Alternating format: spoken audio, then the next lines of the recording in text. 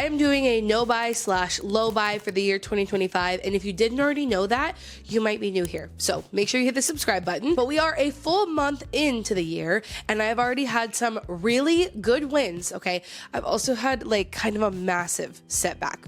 We'll get into it. I didn't think I was gonna have so much to update you on, honestly, when I started this journey, because for me, my default is buying less stuff in the name of being kinder to the planet. Specifically, I try to buy as little things that are like related to consumerism new as possible. It's kind of my whole thing. So I didn't think embarking on a no-buy journey would teach me a whole lot, but I already have learned some lessons, had some good wins. I do already have a whole video talking about why I'm doing this and also what my no-buy rules are. So I won't go over those in this video, but you can go watch this video up here if you want to know all about that.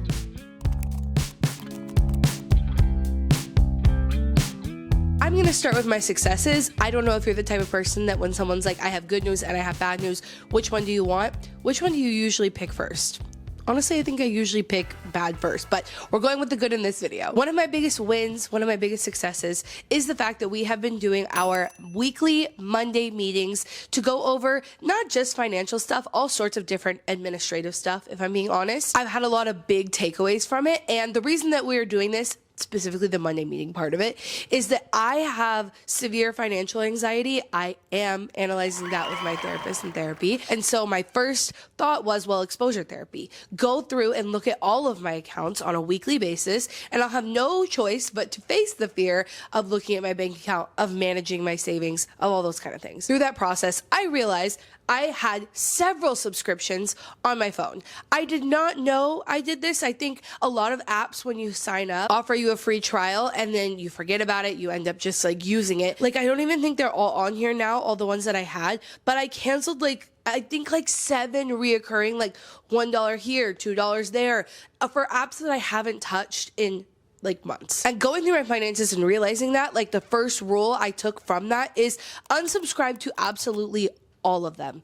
Absolutely everything. Because what's the worst that could happen? You have to resubscribe. And one of the subscriptions I had, which I use for different things, so I have a Bitly subscription, or I did. I use it for my job, and I also use it for different things to do with my neighborhood association to make links shorter, easier for people to get to things, right? I did have to pay for their subscription, which is expensive, by the way. When I went to cancel, they offered me half off my membership.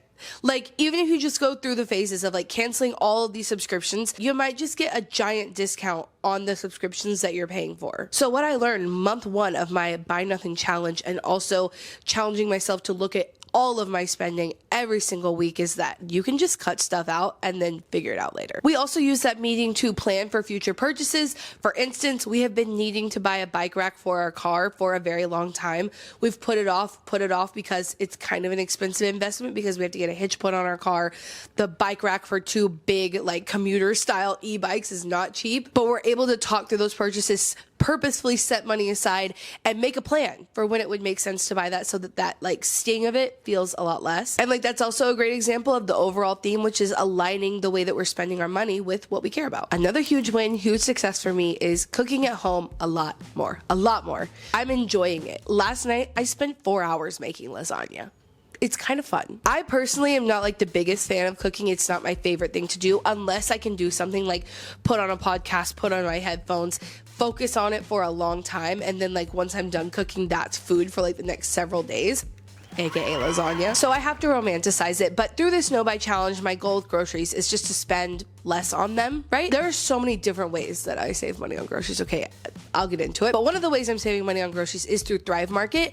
I can get so many essentials on there for less than I can at my grocery store. And it's also coming from a much more ethical business, okay? If you've been hearing some of the rumblings happening in the media, things that are happening since the beginning of this year with a lot of big chain grocery stores, it's not really where I want to be spending my money. So I'm so happy that I'm able to support a business like Thrive Market instead. As you may have seen in a recent video, Madison and I inventoried everything in our kitchen, from our bulk shelves to our pantry to our fridge, freezer, everything that we have, and we put it into an app, and we've been working through those foods. We have been killing it. And honestly, as you start being conscious about the foods that you're incorporating and really like making it a purpose to like go through those green lentils and make something with them, things wither away very fast in the pantry. Okay, I used all of our green lentils last night in the lasagna. As we're working through those things, I am refilling the essentials in the pantry, and that's what my order with Thrive Market this month was for. And focusing on dry goods that will last because they're cheap and they won't go bad. So things like dry kidney beans. I got over 50% off of my dried kidney beans from Thrive Market. I got coconut milk because I am determined to make a good curry in my Instapot. I made one 2 weeks ago and it was bad. It wasn't just not good. It was bad. But we got more coconut milk because we're going to try again. And one of the things I love about shopping on Thrive Market is I don't get distracted by all the things in the store. I don't get overwhelmed by the whole process. And I can allow myself to get one fun little new thing every time. And it's really affordable to do so. So this month was my Poppy Ginger Lime. I love a ginger lime drink. Is that just me? So like I said, if we can remove our money from some of these giant big box conglomerate stores that are doing things that are opposite of what we want and funnel that into a brand that is carbon neutral shipping, is a zero waste warehouse, is B Corp certified, and is working towards becoming the world's first climate positive grocery store, why would we not do that? So whether you are looking for organic groceries, supplements, snacks, eco-friendly cleaning products, Thrive has it all, and they have a special offer for you today because they are sponsoring today's video. And that is if you go to thrivemarket.com/ShelbyOrm or click the link in the top of the description, you can get 30% off of your first order and a free gift up to $60. And if I can just be really real with you for a second, I absolutely love Thrive Market. I've been a customer of theirs for years. They've also been supporting my channel for years. And as someone who doesn't want to push unnecessary consumerism onto people in my videos, I super appreciate that there are ethical, more sustainable alternatives to things that we already have to buy as essentials that will support this channel so that I can make free content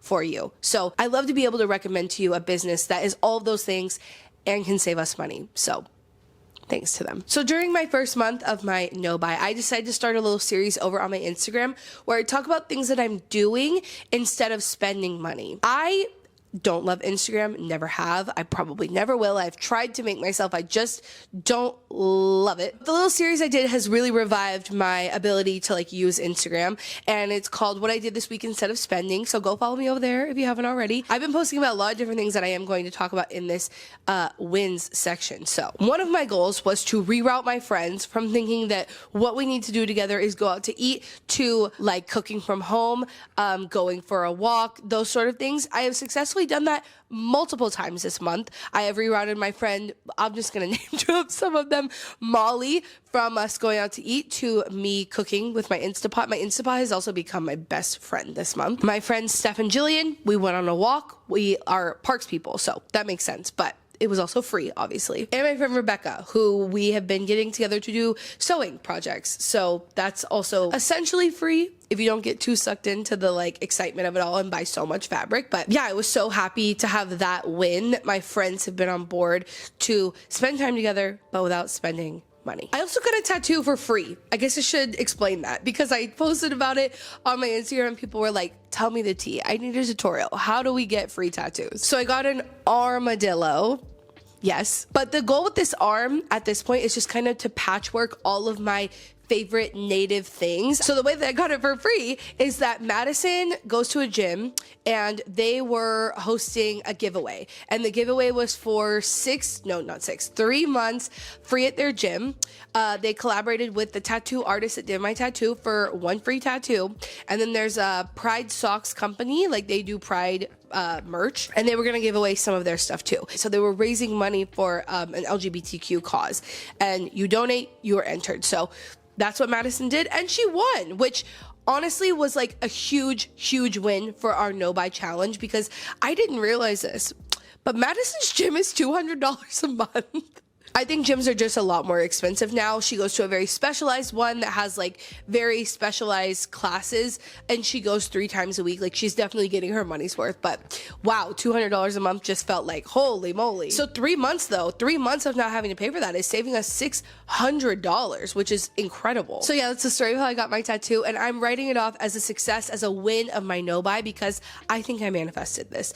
I think Madison and I together manifested this great win. So That's what I'm going with. One of my big goals for my no buy was to learn skills so that I didn't have to pay someone else to do those things. And just in January alone, I did that. Like pretty significantly, actually. So the first thing that we learned to do ourselves instead of having to go pay someone to do it was replace the liftgate arms on my car. So for the hatchback, the arms that like are hydraulic and will open and hold it up. But we did have to replace the liftgate arms on the Prius, and we learned how to do that ourselves, which literally probably saved us hundreds of dollars. I respect everyone in the service industry and that they have to make money, but I can't afford to pay you hundreds of dollars to do something that took us 20 minutes to do.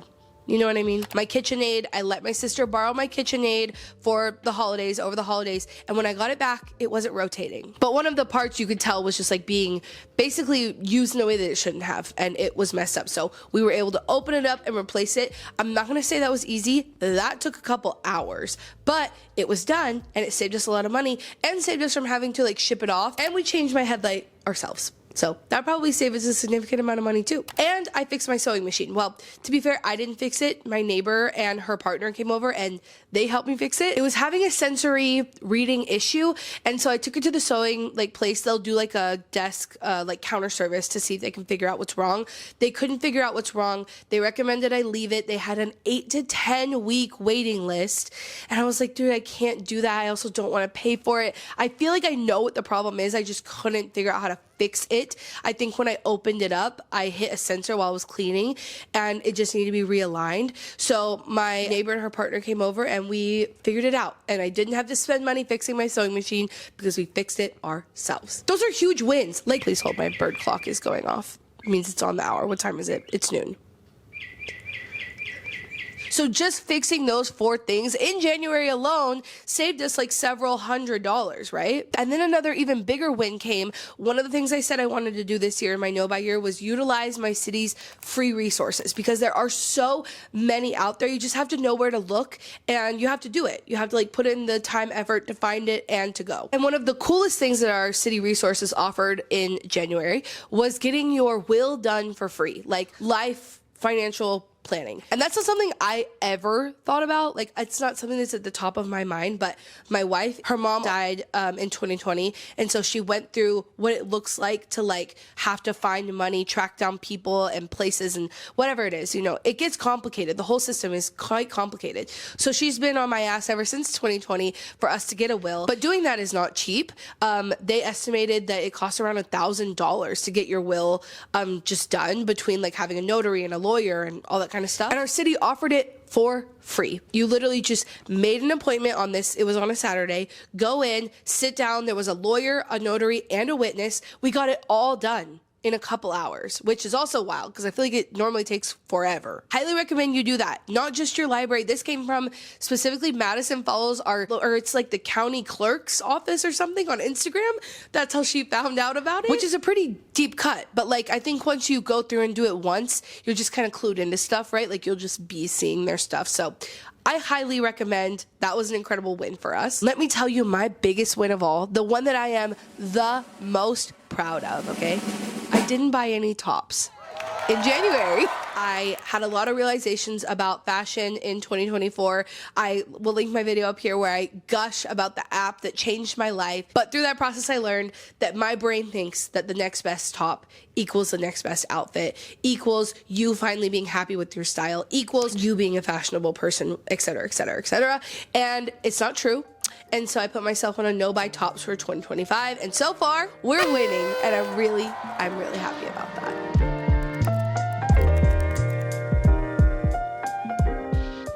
All right, it's time for the setbacks. There's one really big one. It's kind of the only one that matters. So, oh man, I hate to tell you this. This is so sad. Kind of takes away from all the good things that happened a little bit.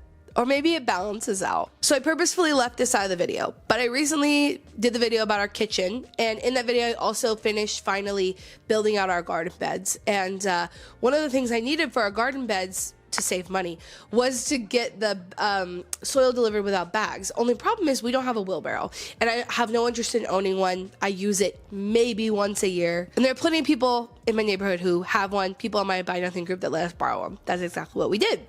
So I was getting ready. This is on January 1st, y'all.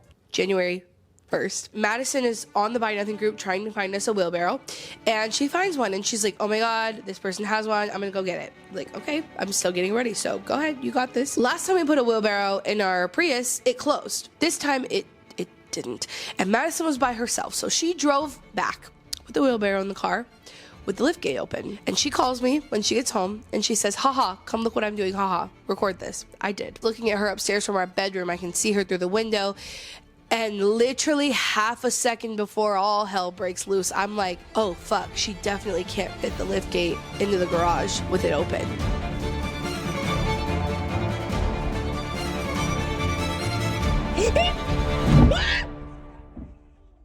But it was too late.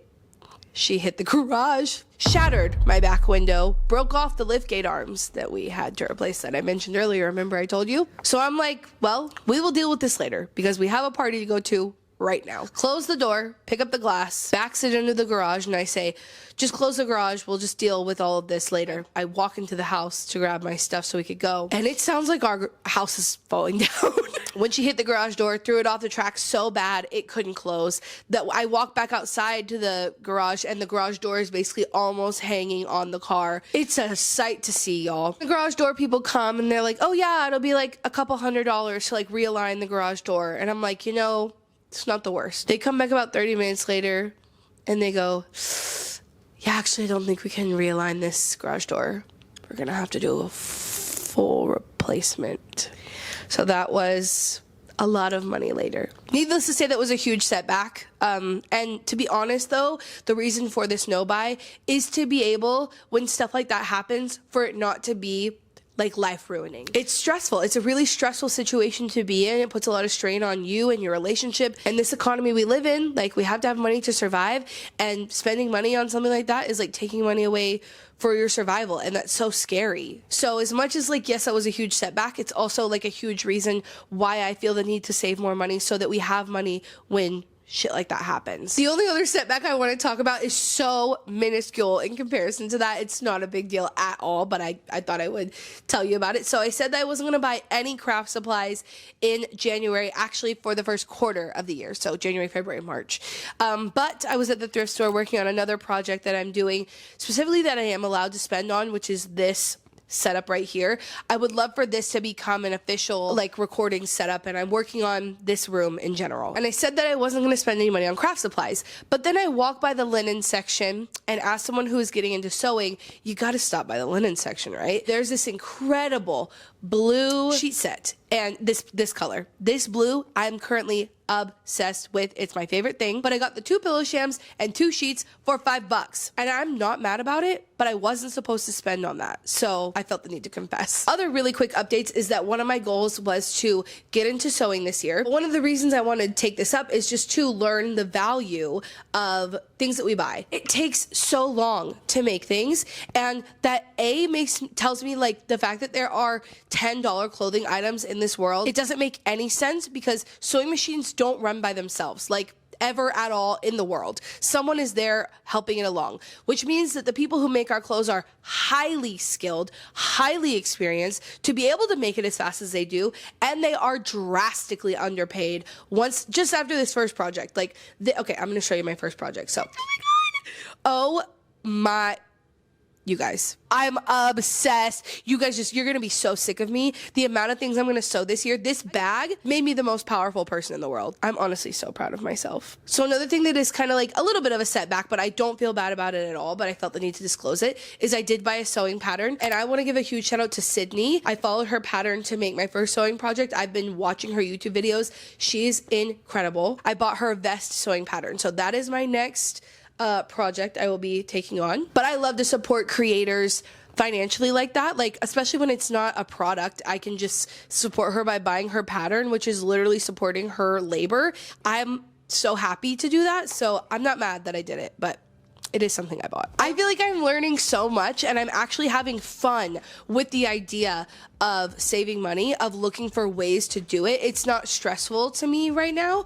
Maybe that will change, although we had, like I said, significant expenses in January that should have made this process more stressful for me, and I'm still resilient and like working through it all. So I think I'm learning a lot. I'm excited to see how I progress throughout the rest of the year. If this was helpful to you, make sure you give this video a thumbs up. And if you're new here, make sure you hit the subscribe button. And remember, until next time, you cannot do all the good that the world needs, but the world needs all the good that you can do. Bye, guys.